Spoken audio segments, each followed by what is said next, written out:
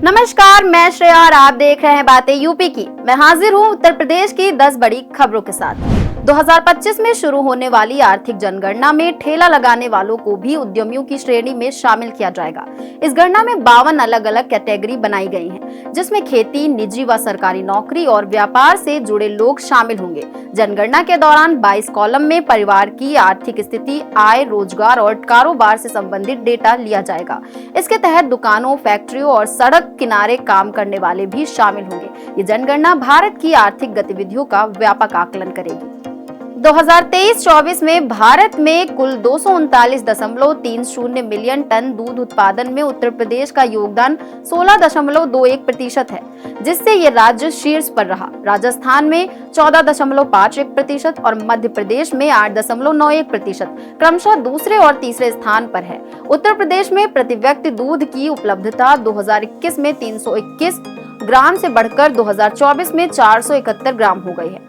UP सरकार ने नस्ल सुधार, बायोगैस प्लांट और पशुपालकों को प्रोत्साहन देकर दुग्ध उत्पादन में वृद्धि की है। राज्य में दूध उत्पादन की सालाना वृद्धि दर 3.78% रही। इसी के साथ बढ़ते हैं अगली खबर की ओर।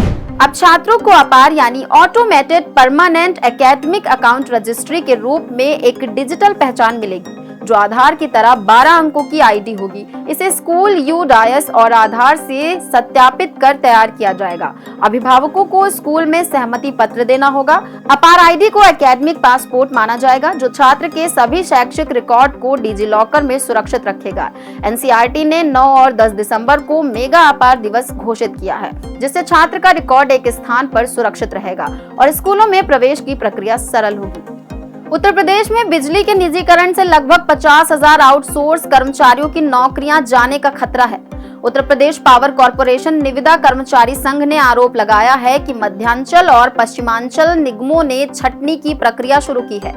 कर्मचारियों का कहना है कि इससे उनके परिवारों के लिए भरण पोषण की समस्या पैदा हो सकती है। संघ ने इस निर्णय का विरोध करते हुए कहा कि निजीकरण से उपभोक्ताओं को महंगी बिजली का सामना करना पड़ सकता है, जिससे आर्थिक संकट बढ़ सकता है। इसी के साथ बढ़ते हैं अगली खबर की ओर। महाकुंभ 2025 के दौरान श्रद्धालुओं के लिए एक बड़ी सुविधा होगी, जब प्रयागराज, काशी और अयोध्या के बीच रिंग रेल कनेक्टिविटी शुरू की जाएगी। विशेष ट्रेनें इन 3 प्रमुख धार्मिक स्थलों के बीच दौड़ेंगी और अतिरिक्त रैंक भी तैयार रखे जाएंगे। कुल 45 दिनों में 13,000 स्पेशल ट्रेन फेरे लगाएंगी। इसके अलावा बनारस स्टेशन से 22 और कैंट स्टेशन से 34 विशेष ट्रेनें चलेंगी, ताकि श्रद्धालुओं को कोई परेशानी न हो। रेलवे ने यात्री सुविधाओं के लिए कई सुधार भी किए हैं। उत्तर प्रदेश में लखनऊ की सड़कों को सबसे खतरनाक माना गया है, जहां 86 ब्लैक स्पॉट पाए गए हैं। लखनऊ के बाद आगरा को 49, प्रयागराज 46 और बरेली 45 में भी ब्लैक स्पॉट हैं। इन स्थानों पर दुर्घटनाओं का प्रमुख कारण सड़क डिजाइन में गड़बड़ी, अंधे मोड़ और दिशा सूचक बोर्ड की कमी है। परिवहन विभाग ने इन ब्लैक स्पॉट्स को सुधारने के लिए पीडब्ल्यूडी और अन्य एजेंसियों को निर्देश दिए हैं। लखनऊ में 4 स्थानों को रेड जोन घोषित किया गया है, जहां सबसे अधिक हादसे हो रहे हैं। कानपुर में आईआईटी से कानपुर सेंट्रल तक मेट्रो सेवा 15 जनवरी 2025 से शुरू होने की तैयारी है। यूपीएमआरसी के प्रबंध निदेशक सुशील कुमार ने अधिकारियों के साथ निरीक्षण किया और काम की प्रगति पर चर्चा की। हाल ही में कानपुर सेंट्रल से नयागंज तक डाउन लाइन ट्रैक बिछाने का काम पूरा किया गया है। ट्रायल की योजना जनवरी के अंत में है और सीआरएस से मंजूरी भी प्राप्त की जाएगी। मेट्रो के निर्माणाधीन भूमिगत और एलिवेटेड सेक्शन पर काम जारी है, जिससे यात्रियों को नई सुविधाएं मिल सकेंगी। अब बढ़ते हैं अगली खबर की ओर। महाकुंभ 2025 के मद्देनजर वाराणसी में पुलिस ने सुरक्षा व्यवस्था को मजबूत किया है। वाराणसी भदोही बॉर्डर से शहर तक हर 5 किलोमीटर पर पुलिस चौकी बनाई जाएगी, जहां महिला पुरुष पुलिसकर्मी तैनात होंगे और प्राथमिक चिकित्सा, पानी जैसी सुविधाएं उपलब्ध होंगी। इसके अलावा 24 घंटे पुलिस गश्त, पर्यटक पुलिस द्वारा मार्गदर्शन, गंगा घाटों पर जल पुलिस और एनडीआरएफ तैनात रहेगी। श्रद्धालुओं के लिए खोया पाया केंद्र, होल्डिंग एरिया और बेहतर समन्वय की योजना बनाई गई है। उत्तर प्रदेश में 10 दिसंबर से सर्दी बढ़ने की संभावना है। पश्चिम विक्षोभ के प्रभाव से तापमान में 2 से 4 डिग्री सेल्सियस की गिरावट आएगी और कोहरे का घनत्व बढ़ेगा। प्रदेश के 42 जिलों में बारिश के साथ घना कोहरा पड़ सकता है।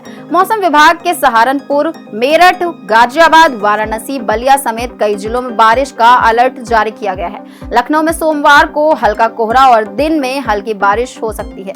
वहीं मेरठ में न्यूनतम तापमान 5 डिग्री सेल्सियस रिकॉर्ड किया गया है, जो सामान्य से कम है। इसी के साथ बढ़ते हैं आज की आखिरी खबर की ओर। लखनऊ के छात्रों ने क्लैट 2025 में शानदार प्रदर्शन किया। यूपी में टॉप करने वाले शांतनु द्विवेदी ने देश में 8वीं रैंक हासिल की।